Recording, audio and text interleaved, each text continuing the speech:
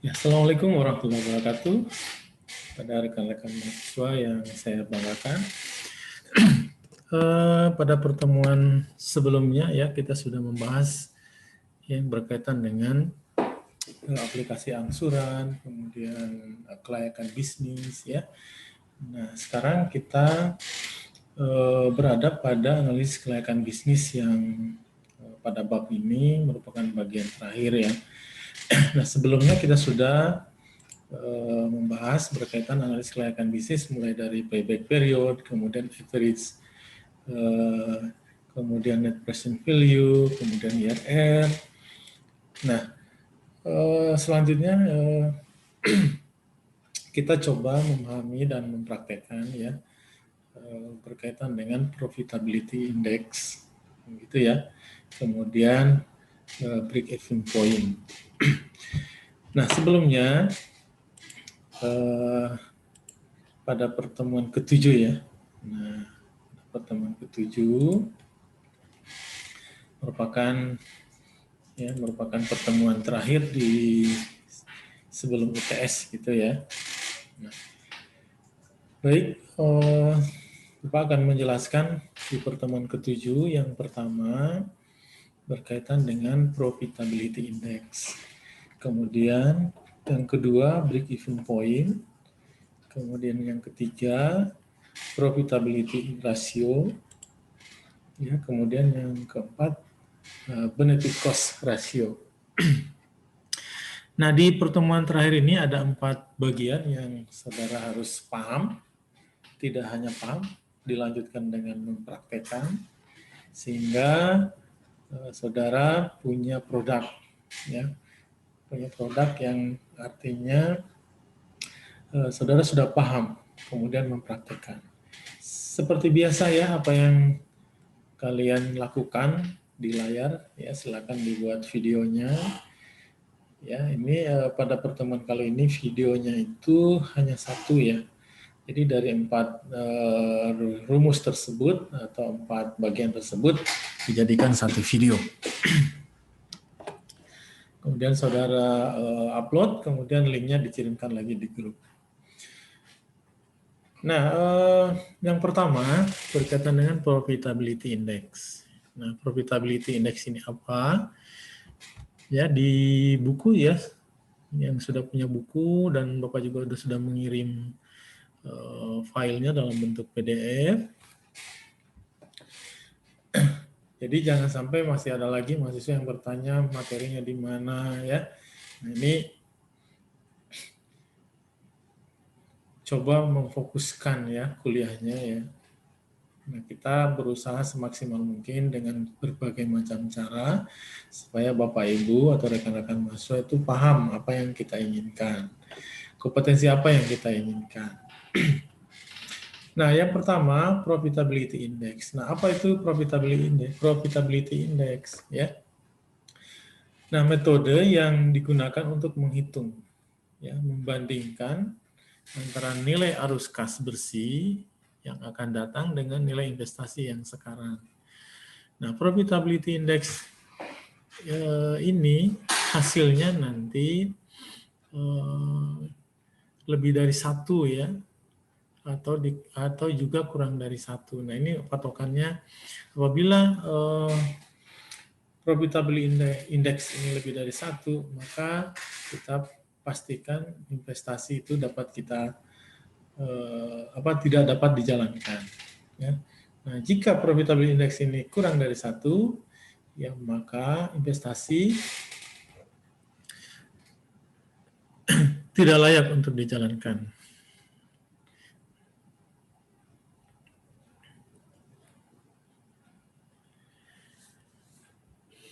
Nah, metode ini ya, metode profitability index ini ya membandingkan ya nilai aliran masuk ya, kas masuk dibandingkan dengan nilai investasi. Kemudian yang kedua, break even point. Nah, break even point ini istilah dalam keuangan merupakan sarana untuk mengetahui apakah jumlah produksi ya sama dengan total Ya, total revenue sama dengan total cost. Nah, dalam bahasa kita sehari-hari agar mudah dipahami, ya itu kalau bahasa Sunda itu pahpoh gitu ya, pusplos, tidak rugi atau tidak untung, maksudnya gitu ya. Jadi posisi perusahaan itu tidak mengalami kerugian dan tidak mengalami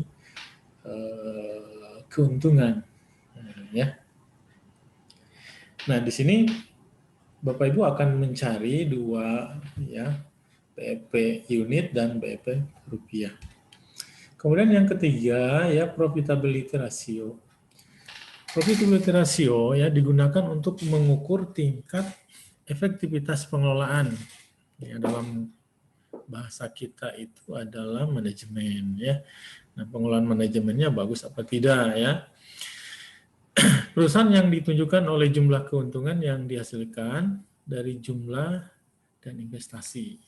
Nah, di antaranya profitability ratio ini yang pertama adalah menghitung profit margin, ya, kemudian earning power, kemudian return on investment, kemudian yang keempat rentabilitas modal sendiri.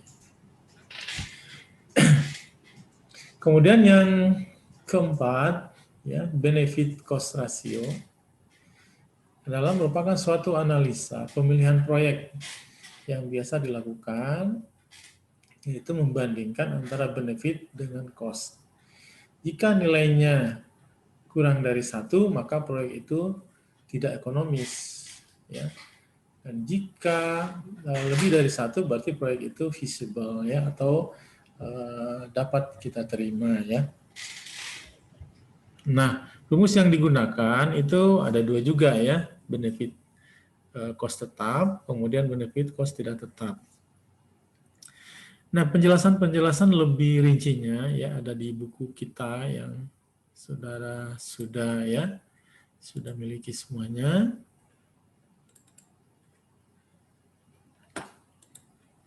Nah, itu ada di halaman apa ya?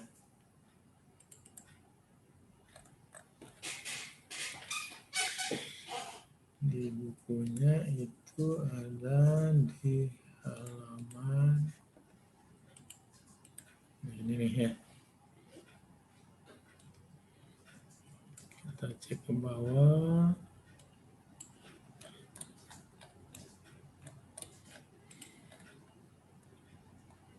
Ini di halaman 24 ya.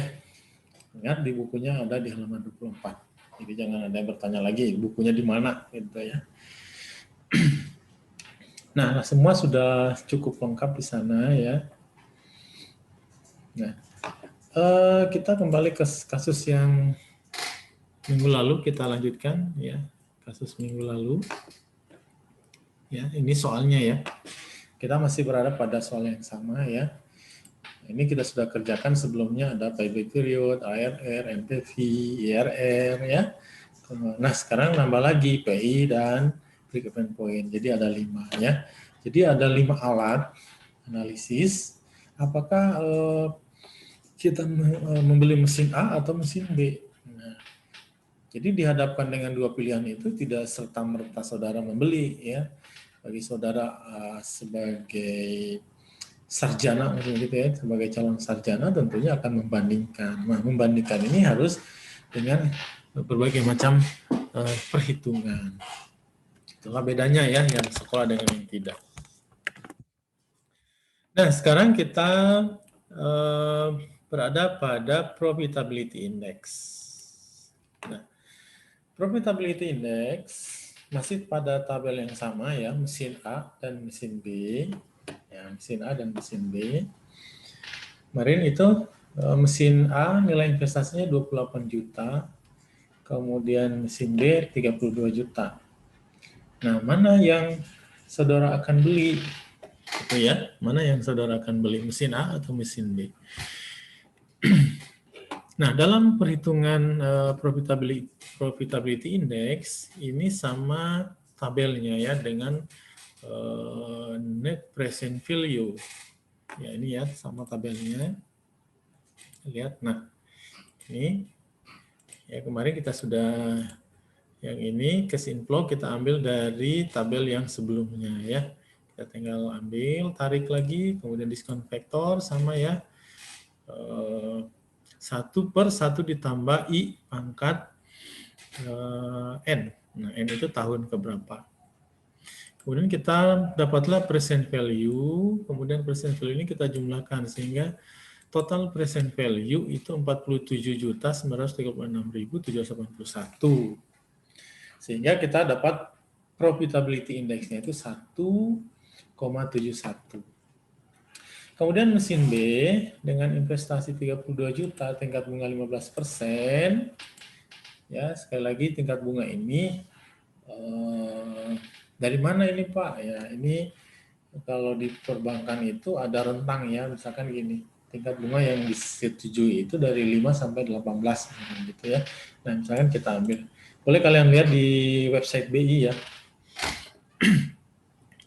Nah, di sini kita gunakan 15%. Ya, kemudian cash inflow perusahaan B ini berbeda ya. Nah, ini kita ambil dari soal kemarin yang ini ya.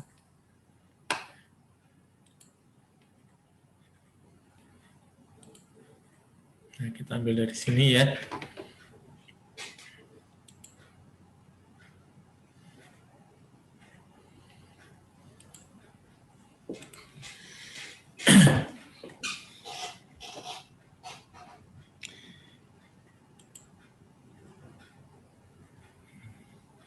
Nah, jadi kita ambil dari cash inflow ya.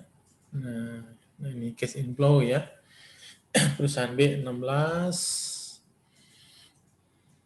Kemudian diskon faktornya sama ya. Sama, diskon faktornya masih ingat rumusnya ya. 1/1 ditambah I pangkat N. Itu rumus diskon faktor. Nah, setelah kita jumlahkan, ya dengan perusahaan B itu memiliki nilai sisa 10 juta, memperoleh net present value 18 juta. Nah, di present di profitability index ya, kita mendapatkan poin ya 1,27. Nah, sekarang saudara sudah bisa membandingkan mesin A dan mesin B. Mesin A 1,71, mesin B 1,27. Nah, kedua mesin ini mana yang saudara ambil? Ya, 1,7 atau 1,2.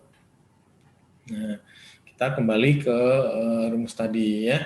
Jadi dengan menggunakan profitability index, yaitu yang bagus itu yang atau yang kita terima itu yang di atas 1 gitu ya. Nah, sekarang kedua pilihan ini sama-sama 1. Nah, kalau sama-sama 1 berarti cari yang profitability index-nya yang lebih besar ya. Maka kita pilih profitability index mesin A. Nah, gitu ya.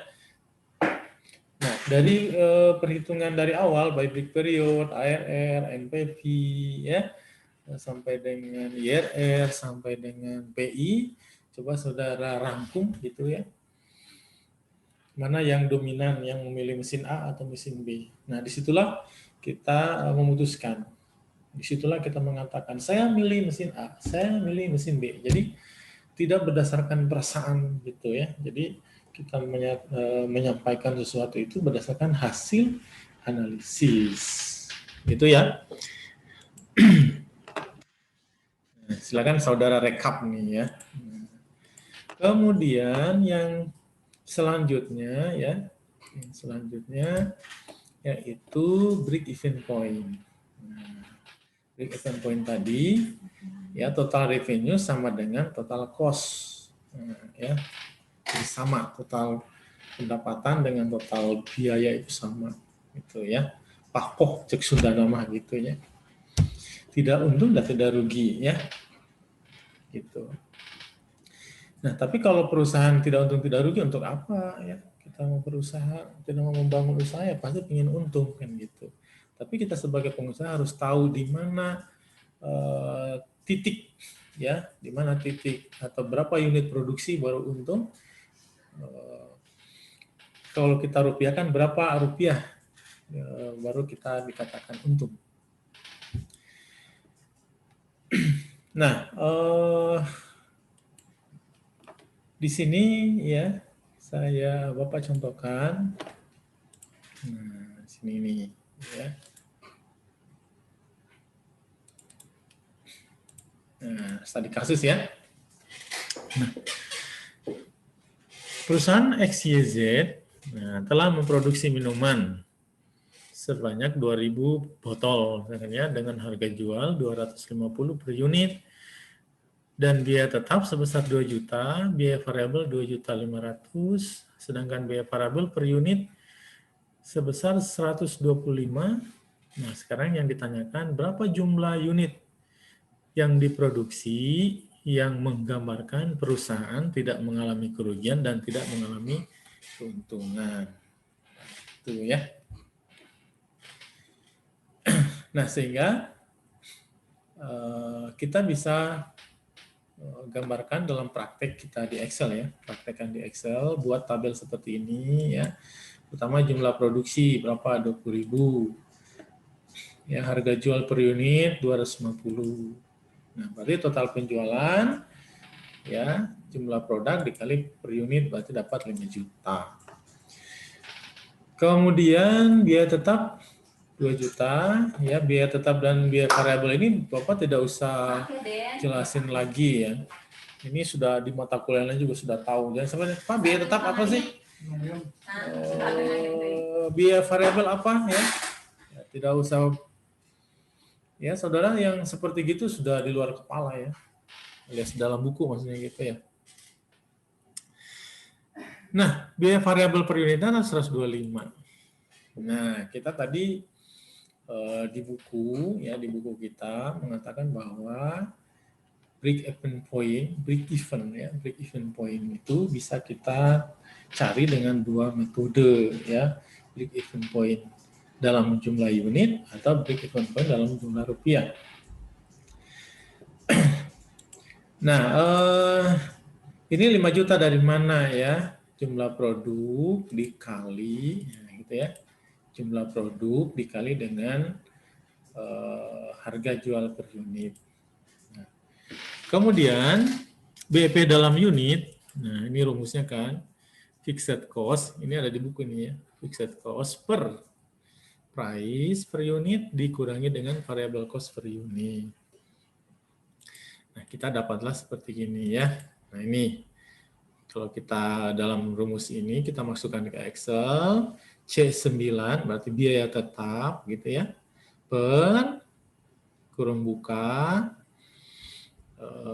harga per unit dikurangi dengan biaya per variabel per unit sehingga diperoleh 16.000. Nah, 16.000 ini artinya apa? Perusahaan tidak mengalami untung dan tidak mengalami kerugian pada saat jumlah unit yang dihasilkan ketika mencapai 16.000 unit. Gitu. Jadi untungnya gimana? Ya 16.001. Kalau di bawah ini ya dia rugi, maksudnya gitu ya.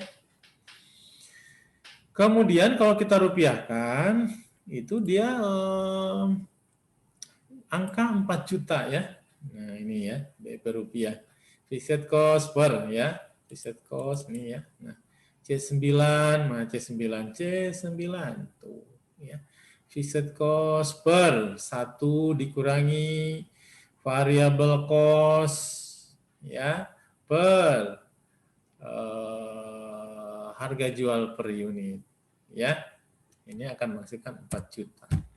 Ini apa? Perusahaan tidak akan mengalami untung dan tidak kerugian pada saat keuntungannya hanya 4 juta. Berarti kalau dia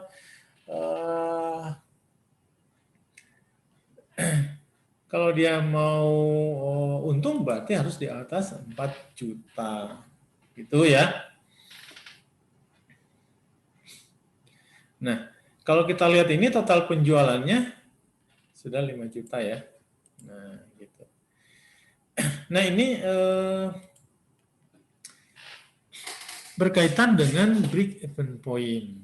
Nah, jadi yang punya usaha dia sudah tahu ya berapa unit sih yang saya harus jual baru saya harus untung. Ya tentunya supaya tahu itu harus tahu dulu saya mau dari mana batasannya. Itu ya, baik berdasarkan jumlah produk maupun dalam bentuk rupiah. Gitu ya. Kemudian yang selanjutnya profitability ratio ya. Nah, selanjutnya adalah profitability ratio. Nah, profitability ratio tadi digunakan untuk mengukur tingkat efektivitas pengelolaan. Nah, ini pengelolaan perusahaannya ini efektif apa tidak ya. Manajemennya bagus apa tidak. Nah, ini dapat diukur dengan 4 metode ya. Yang pertama profit margin, earning power, return investment, kemudian rentabilitas modal sendiri. Nah, ya. Nah, kita lihat di bukunya itu ada di sini ya. Di halaman 26. Ya, silakan dipraktekkan di Excel ya. Ini sudah ada di halaman 27 ya. Ini silakan dipraktekkan ya. Kemudian return on investment ya, ROI ya, NOI per TI, net operating income, laba bersih per total investasi ya. Ini juga dipraktekkan yang Excel-nya. Ya, kemudian rentabilitas modal sendiri dipraktekkan juga Excel-nya. Nah, kemudian yang terakhir ya benefit cost ratio. Benefit cost ratio merupakan suatu analisis pemilihan proyek yang biasa dilakukan ya, banyak yang pakai yang ini. Mengapa? Karena gampang gitu ya, dengan melihat nilainya saja kurang dari 1 atau lebih dari 1. Nah, ini silakan ya saudara praktekkan, ada di halaman 30 ya. Yang kalian praktekkan yang Excel-nya ya. Silakan yang ada Excel-nya dipraktekkan. Apa yang kalian praktekkan itu ya di-record ya, di-record. Sekali lagi yang paling gampang itu pakai Zoom ya. Pakai Zoom. Nah, jadi bagi yang sudah mengerjakan video 1 sampai video 6 ya, terima kasih saudara sudah mau belajar untuk bisa ya. Walaupun belum bisa tapi setidaknya kita belajar untuk bisa ya. Nah, bagi mahasiswa yang belum move on ya, belum menjadi mahasiswa yang kita inginkan ya, kembalilah ke jalan yang benar ya, bahwa saudara itu adalah mahasiswa ya. Nah, ini di semester 4 ini sebelum UTS ya, banyak sekali kompetensi-kompetensi yang kita wajibkan. Ya, jadi tidak ada alasan ya, karena orang yang banyak alasan itu adalah orang yang sebenarnya tidak ingin maju ya. Saya kira Bapak dan Ibu sebenarnya orang-orang yang ingin maju ya. Baik. Terus bekerja ya di sela-sela pekerjaannya, di sela-sela kesibukannya. Nah, baik Bapak Ibu ya, yang saya banggakan, mahasiswa yang saya banggakan, ya silakan di pertemuan terakhir dari UTS ini, ya dikerjakan sebaik mungkin, ya dipraktekkan. Saya kira apa yang kita kerjakan itu yang akan kita dapatkan. Itu saja pertemuan kali ini ya, mudah-mudahan semuanya sehat, ya sukses selalu. Terima kasih. Assalamualaikum warahmatullahi wabarakatuh.